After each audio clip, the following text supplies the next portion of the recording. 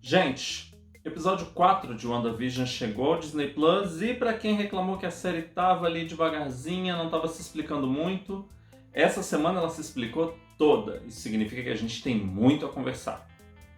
Então bora lá.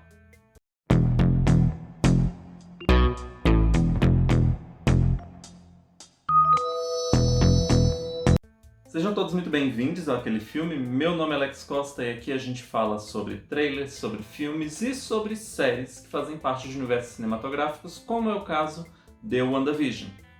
Se você gosta desses universos, já se inscreve no canal e ativa o sininho, porque toda semana tem uma novidade por aqui. Mas vamos lá. WandaVision dessa semana.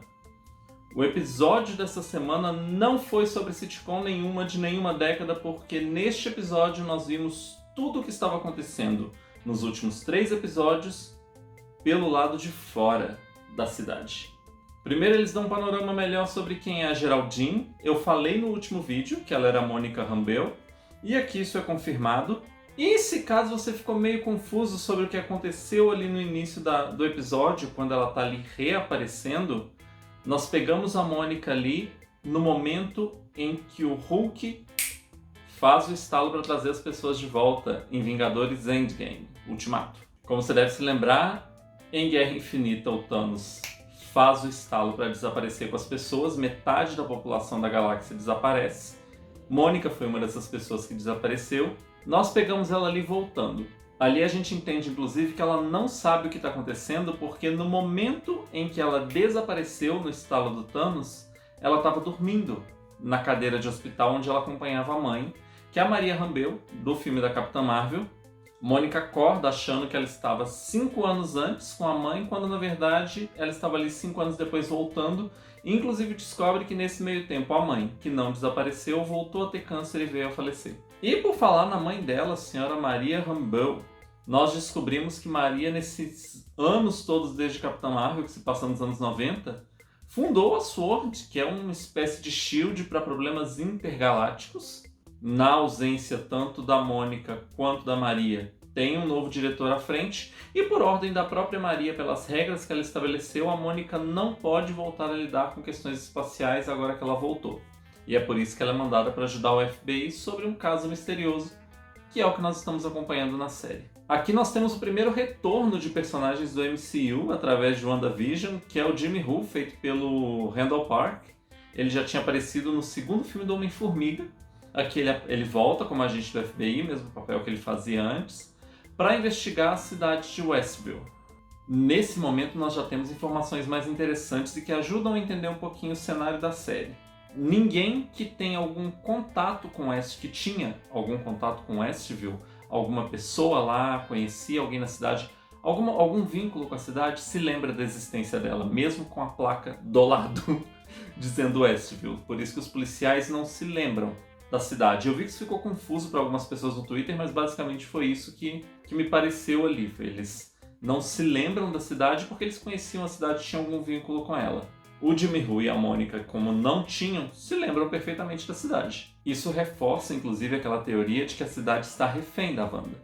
A cidade está presa ali. Inclusive, nós vemos o domo que está em volta da cidade com mais detalhes, e foi muito interessante ver que ele é uma interferência de televisão antiga. Igual quando você colocava a mão na frente de televisão antiga e ela dava aquela interferência. É basicamente assim o domo. Achei muito legal. Como a Mônica desobedece a regra número 1 da ciência e dos filmes de ficção científica e encosta no domo, ela é puxada lá pra dentro. Por isso que a gente viu que ela tinha uma relação meio confusa com a cidade. Ela não era dali, mas ela também não se lembrava de muita coisa. Ela foi sugada para aquela realidade ali e estava vivendo ali dentro. Depois que a Mônica é sugada, nós temos o segundo retorno de personagem do MCU, que é a Darcy feita pela Kat Dennings, que apareceu nos 2 filmes do Thor, nos 2 primeiros filmes do Thor, e era talvez uma das melhores coisas sobre aqueles filmes que não estão aí entre os melhores do MCU, na verdade são bem ruinzinhos. E ela volta no seu papel de cientista, que ela já fazia nos filmes do Thor, e é ela quem percebe que aquele domo, aquela cidade, irradia um sinal de televisão. E é ela que começa a pedir por televisores e acompanhar as transmissões da série, ou seja, aquela mãozinha que nós vimos lá no fim do primeiro episódio, era dela. Esse momento, inclusive, em que nós pegamos o contexto desse comboio que está do lado de fora da cidade, montado pela SWORD e pelo FBI, dá o contexto de várias coisas que nós vimos nos 3 primeiros episódios. Aquele helicóptero colorido era um drone que eles estavam tentando mandar lá para dentro, e já mandaram vários, inclusive. O contato de rádio durante aquele chá de esposas era o Randall Park, através de uma ideia dele e da Darcy, tentando se comunicar com o lado de dentro. E o apicultor lá das abelhas todas nada mais era do que um agente da SWORD que tentou entrar pelo esgoto e foi transformado quando passou pelo portal, que também estava a nível do esgoto. Para você ver, todo mundo que é puxado lá para dentro acaba, ou entra ali, acaba se adaptando àquela realidade, como foi o caso da Mônica. Isso fica muito exemplificado pelo que acontece com o apicultor. Todo esse momento da investigação ele é muito interessante porque ele não para de trazer informações. Nós descobrimos que todas as pessoas ali têm identidade, são moradores da cidade, menos a Agnes, que não aparece, mostrando um RGzinho dela e uma identidade dela fora do mundo de seriados. Já levantei as suspeitas aqui sobre ela ser a Agatha Harkness, a bruxa. Para mim isso só reforça. Nós de novo encontramos o símbolo do hexágono, que eu falei no último vídeo que poderia ser a IM. O domo em volta da cidade faz um hexágono também. Eu não acho que isso é gratuito. No último vídeo eu falei também sobre estarem fazendo uma House of Fame em escala menor na cidade, não sendo um mundo em outra realidade, mas uma cidade. Porém, a Darcy fala uma coisa interessante aqui. Ela fala que esse domo pode estar se expandindo, ou seja, pode ter começado ali na cidade, mas é algo que até o fim da série pode alastrar para o mundo todo sim. Achei isso muito interessante. Eles dão também alguns hints de como a Wanda fez aquilo ali acontecer, porque a gente precisa lembrar também que assim, o MCU não explicou muito bem nesses anos todos quais são os poderes da Wanda, como eles funcionam na versão cinema. Aqui eles dão algumas dicas de como ele se aproxima dos quadrinhos. Fala-se aqui que ela irradia uma energia que é uma energia próxima ao Big Bang. O Big Bang é a criação de tudo. É como a nossa realidade começou. Então, assim, é daí que já dá um hint dela ter o poder de mudar realidades. A energia dela é a energia do Big Bang, a energia de criação. E por falar em Wanda, agora está, assim, cravado em pedra que ela sabe o que está acontecendo ali. Nossa, como ela sabe. A gente vê a cena dela com a Mônica agora por mais pontos de vista, por um corte um pouco maior. E, assim, ela tinha muito consciência enquanto ela estava lidando com a Mônica. E ela tinha consciência ao ponto de que quando ela arremessa a Mônica, ela causa um estrago na casa, ela rapidamente conserta para tampar evidências. Ela dá muito mais sinais de consciência e de maldade também, de vilania. E é por isso que eu insisto que até Segunda Ordem ela tá ali cuidando disso tudo. Só é interessante levar em conta também que a Darcy fala em algum momento que a transmissão foi censurada para eles.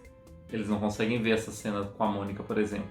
Eu fiquei meio na dúvida se eles estão querendo dizer que a própria Wanda censurou ou que tem alguém por trás censurando. Isso eu achei que ficou aberto ainda. O que pode ser um segundo vilão, um vilão maior ali por trás. Mas para mim a grande revelação do episódio e o melhor momento do episódio, e que também deixa muito mais claro sobre o comportamento da Wanda, sobre ela saber, é a revelação de que o Visão está ali morto. Ele tá ali com o corpo morto dele do final de Guerra Infinita. Ele tá com a cabeça toda estourada. E a Wanda está ali animando um corpo morto dele, um corpo destruído. A cena é muito creepy, é muito bem feita. É muito legal. Muito legal. Eu tomei um susto tão grande quanto ela. E pelo que eu entendi ali, foi um momento de distração dela em que ela não fez a ilusão dele estar bem. Notem também que, assim, mesmo animado por ela, ele tem uma certa consciência também, porque é nítida a estranheza dele, a situação toda. Ele tá cada vez mais certo de que tem algo errado ali. Isso foi muito interessante. Então, assim, episódios de várias revelações, possivelmente na semana que vem volta para o esquema de sitcom por décadas, se eu não me engano, a próxima é dos anos 80, que vai ser de Fuller House, salvo engano. Então vamos ver como a série segue, mas essa semana nós tivemos um escopo maior do que está acontecendo, tivemos uma noção maior do perigo, e a série fica cada vez mais interessante. Marvel está fazendo um papel incrível num desenrolar de mistérios aqui. Me conta aí nos comentários se você gostou do episódio dessa semana, o que você está achando da série, quais são suas teorias, as suas especulações. Vamos especular sobre isso junto. Não esquece de deixar o seu like no vídeo e eu volto na próxima. Tchau, tchau!